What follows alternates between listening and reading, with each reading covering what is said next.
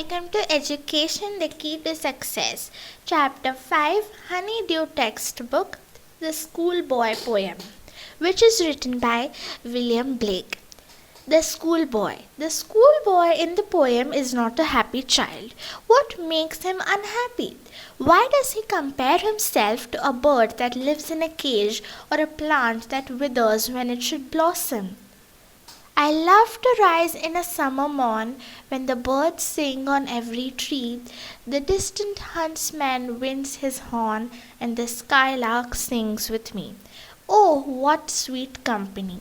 But to go to school in a summer morn, oh, it drives all joy away. Under a cruel eye outworn, the little ones spend the day in sighing and dismay. Ah, then at times I drooping sit and spend many an anxious hour, nor in my book can I take delight, nor sit in learning's bar. Worn through with the dreary shower, how can the bird that is born for joy sit in a cage and sing? How can a child, when fears annoy, but droop his tender wing, and forget his youthful spring?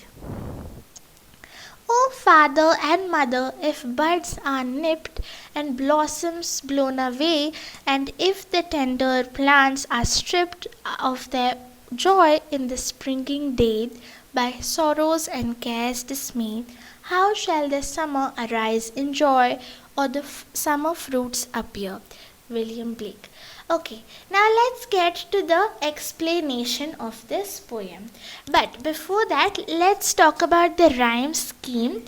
So, as you can see in the first stanza, rhymes with horn, and tree rhymes with me and company. So, the rhyme scheme of the first stanza is A B A B B.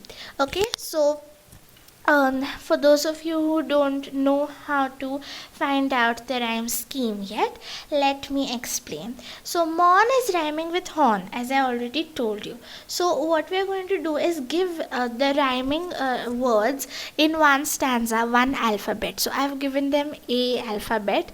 Then we have the first alphabet. Then the other rhyming words get this second alphabet, and if there is any third rhyming pair also, then it will get the third alphabet. So now in this case, there are three words which rhyme in one stanza, and two other words that is another pair that rhymes. So what we are going to do is morn, we get A, and B for tree. So E rhyming words, we get B, and on, these ones we have A. So A, B, B. Okay.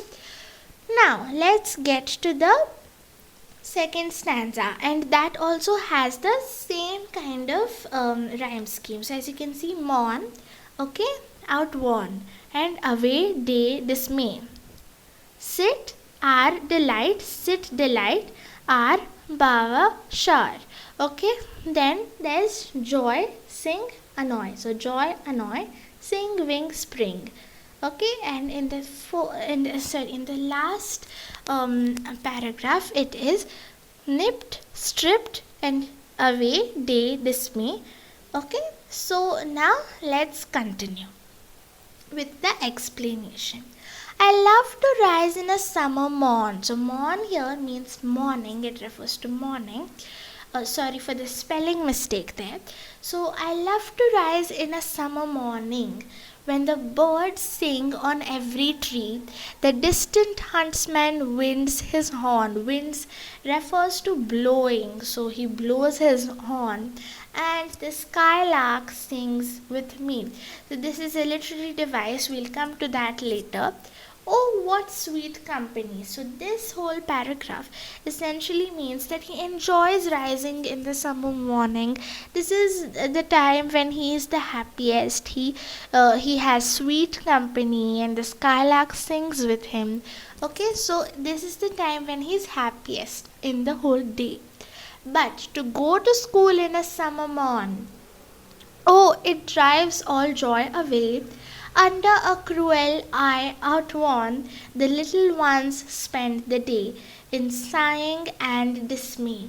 So, cruel eye outworn means strict supervision of the teacher. So, he's calling his teacher cruel eye outworn.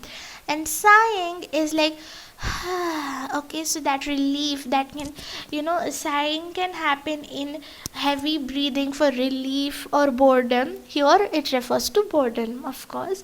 And dismay, so dismay, like unwantingly sighing and not very happy or unwantingly in that manner. Now this whole stanza means that under the supervision of their strict teacher who does not let them go out of the school walls, the poor children spend the day in the school in boredom and exhaustion. Going to school is not at all enjoyable for the schoolboy. Okay. Then it at times I drooping sit and spend many an anxious hour, nor in my book can I take delight, nor sit in learning's bar, worn through the dreary shower.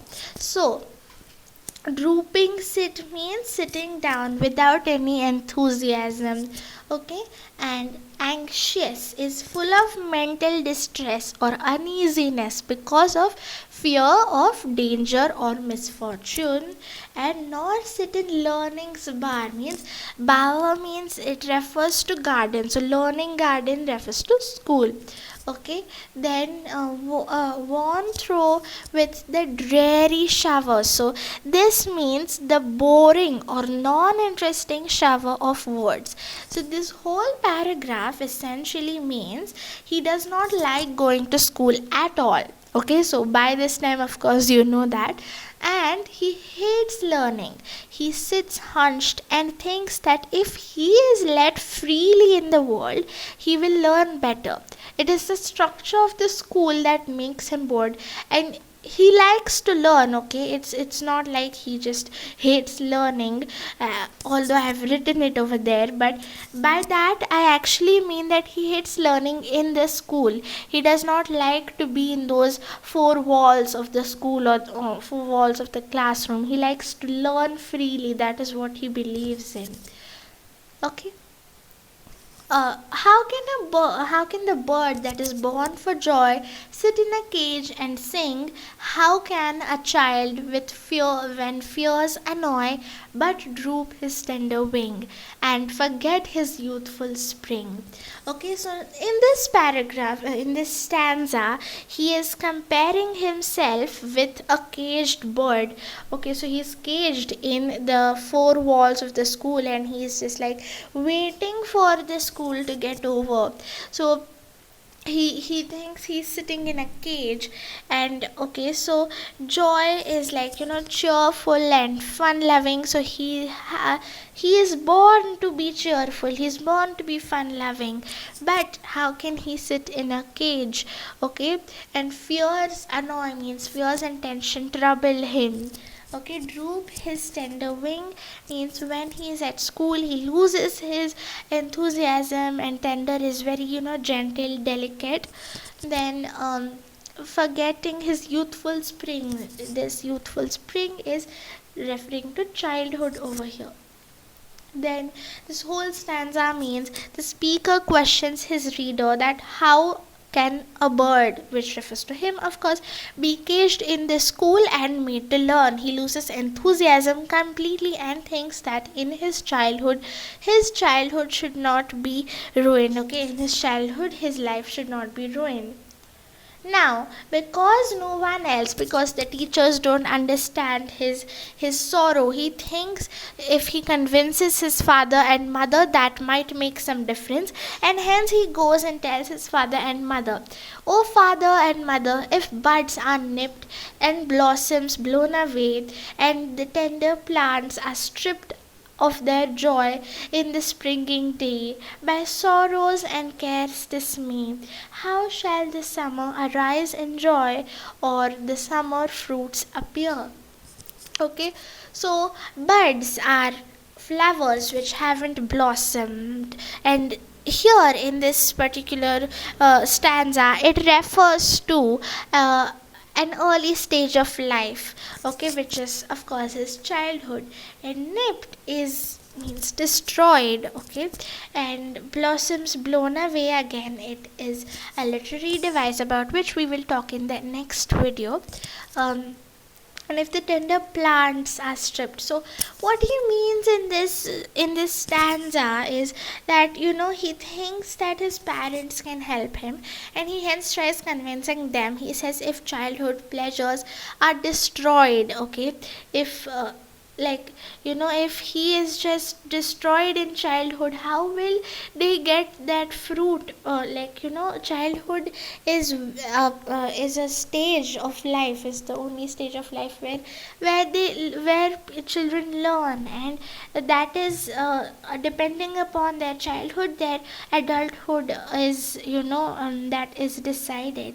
So he thinks that learning should be done effectively for all the children, and he of course is a firm believer in the fact that, children can learn better if they are set freely and not caged in the four walls of the school. Okay, by William Blake. So don't forget to like this video, subscribe to our channel, and share it with your friends, and look at the next video of this same chapter, which talks about literary devices. Thank you so much. Bye.